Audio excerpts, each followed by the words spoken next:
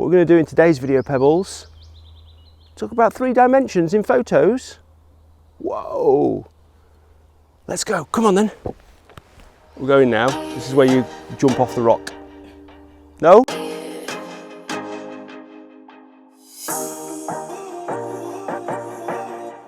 Okay, let's go. So what I'm going to do in today's video,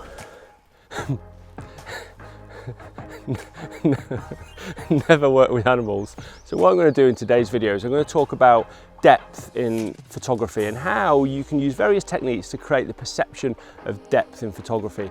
And I was going to get Pebbles to help me, but it seems as though she's not really interested. Okay, let's go back to the studio and talk about it in a bit more detail.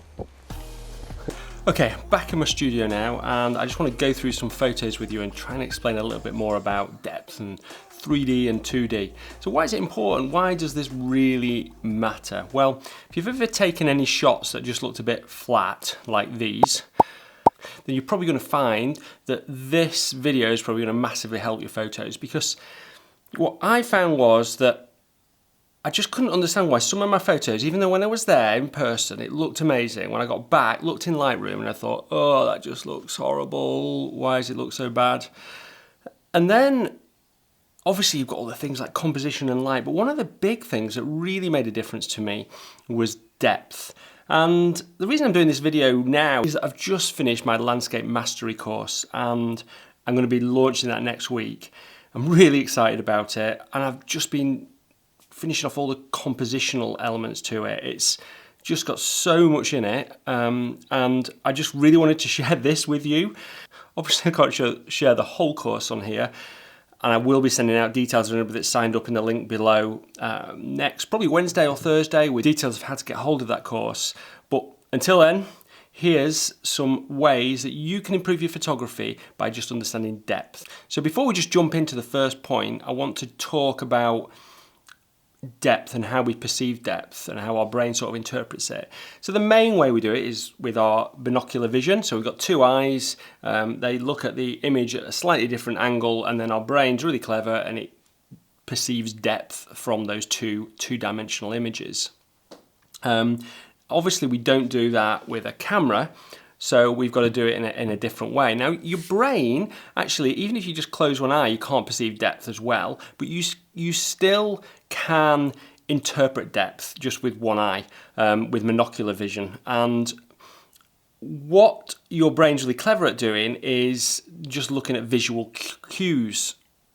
And they might be just moving your head, which obviously you can't do in a photograph, but they may also be things like size of objects, texture of objects, colour of objects, how light's falling on an object, the precession of objects into the distance, the different in light levels as you go back into the distance, and all those things you've learnt over time your brain's processing.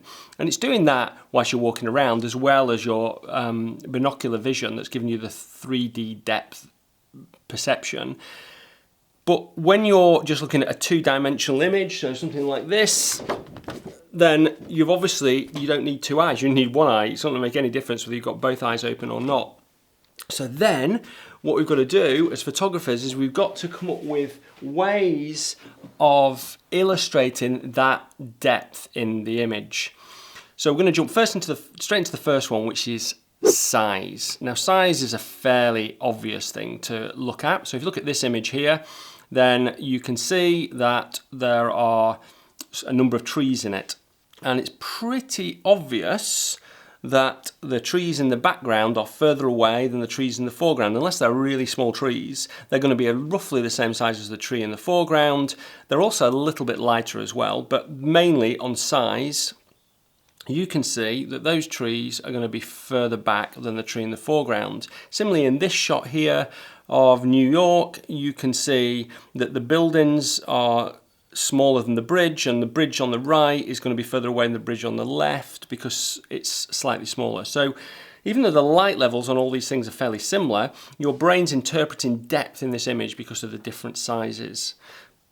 Now, you can use that in landscape photography. There's lots of ways you can use that in landscape photography. So, for instance, here, I've got this road and it's sort of going into the distance here. And as it goes into the distance and goes right down into the distance there, it gets smaller and smaller and smaller. So your brain is perceiving that to go into the image, and you can then interpret that as a three-dimensional image. And you know, there's other things in this image that we'll talk about later, like texture on the hills, that's giving those 3 dimensions as well. Because it's not just, depth isn't just about the depth into the image, but the depth of things within the image as well. And if you can have more things within the image that portray depth, then you're more likely to find, you know, a fantastic shot. So how do you do that though? I mean, you know, what sort of techniques can you use to do that? Well, a really good way of doing that is using shadows and textures. So obviously having light helps within these types of shots. So if you take this one, for instance, then even though there's no direct light on these rocks in the foreground, because they've got shadow detail in them, you can perceive them as 3-dimensional objects. And because there's light a long way in the background there and no light in the foreground, then you've got depth perception between that light a long way away. You just know that light is a long way away compared to no light in the foreground. So there's depth perception through the image as well. And in this image here, you know, it would look fairly flat and it wouldn't have a lot of depth if there wasn't light on the side of this mountain. And that light, because it's quite low, is creating shadows, it's creating slight textures, and your eye can sort of understand how that mountain is formed, and you start to build a 3-dimensional image of that mountain because of the texture and the way the light's falling on that mountain. Similarly with this one as well. You could also do that with buildings in landscapes as well. So, you know, there was some really nice light on this castle here in Scotland, but it wasn't direct light. It was just reflected light really from the really nice clouds. But still, because we've got one side of the building that's lit and the other one that's in shadow, then your brain's interpreting that as a 3-dimensional object and it's giving it some depth. So it's really important to think about that and think about how light is falling on things, what shadows are being created, how that might portray depth. And if you can find elements of your composition that are showing that really well, then it can help to provide a much more interesting image. You know, if you look at this one, for instance, then there's no shadow detail on it. There's nothing really of much interest. Now, it's quite a nice shot still because I've got these people showing scale, but there's not a lot of depth to it. Even though those mountains in the distance are, you know, they're further away, I still feel it feels like a flat image really. In this particular case, probably what I should have done is look for some foreground interest. Okay, so talking about foreground interest, let's go on to the next point, the next tip, which is actually trying to find some foreground interest in the scene and then use it within the shot. So this is a good example here of some pebbles on this beach in Skye. And because I'm focused really close on the foreground here and I've got the depth through, you can see that the pebbles and the size of the pebbles is bigger in the foreground than it is in the midground. So your eye perceives depth. And it's a really good idea to do that. It's the easiest way of doing it, just having foreground, midground and distance. If you start to add movement into that foreground as well, it can help the perception of depth. So for instance, in this case, I've got the movement of the ocean and I've got some nice lines, diagonal lines coming into it. And again, that's creating a feeling of depth within the image. Again, within this waterfall, because the water's coming towards me when it's hitting the bottom of the waterfall, that's creating some depth in the image.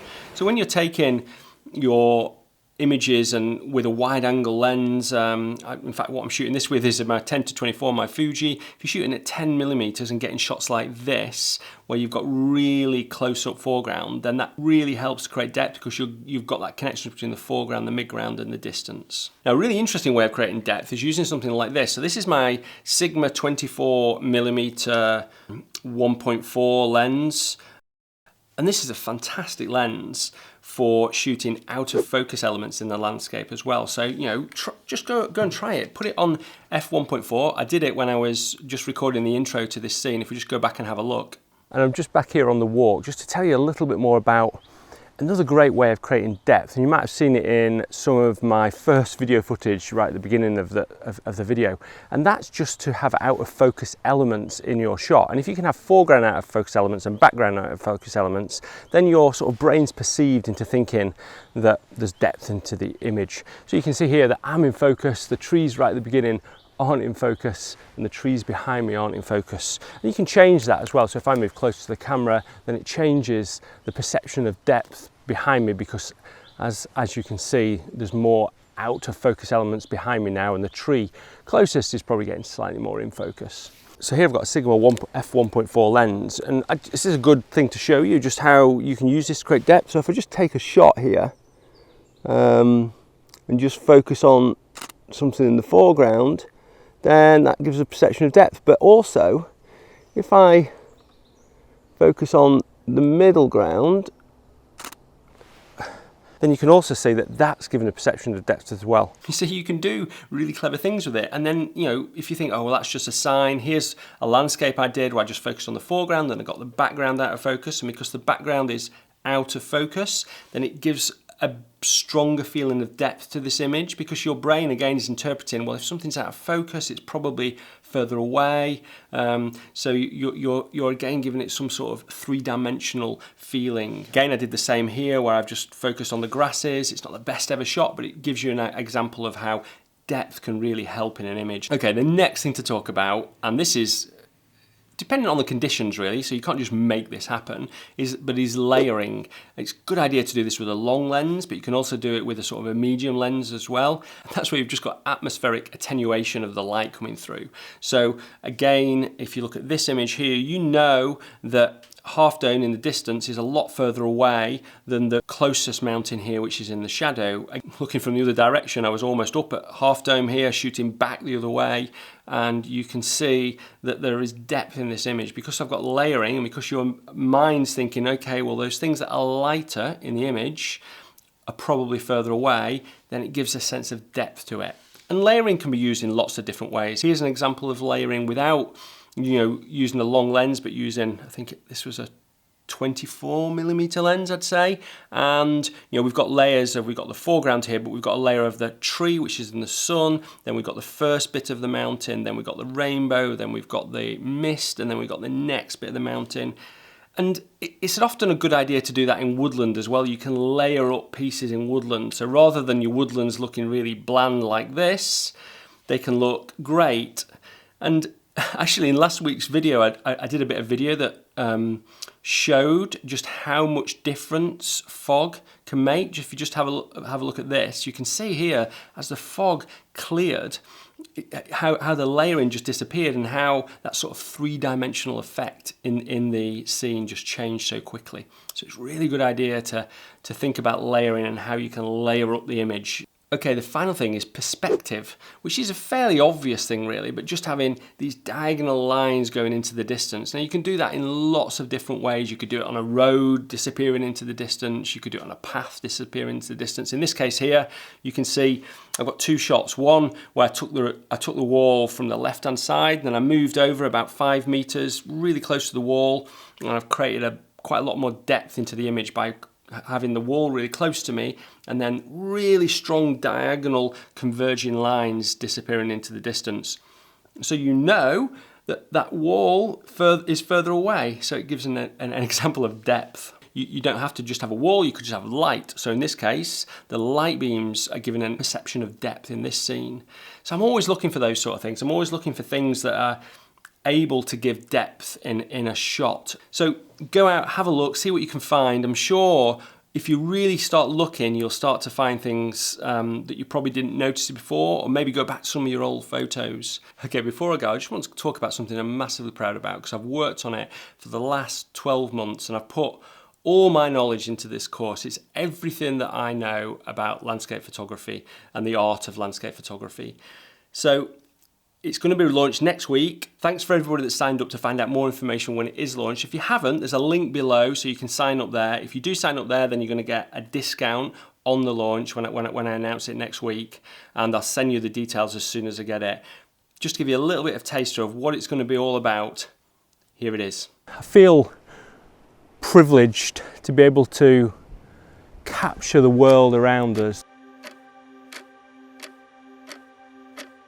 I aim to leave no stone unturned, and what I want to do is take you from camera owner to a landscape photographer that wants to put their work on the wall. Time goes by, I change my mind about you and I. So come with me on this fantastic adventure. What you really need for woodland photography is fog. That's better.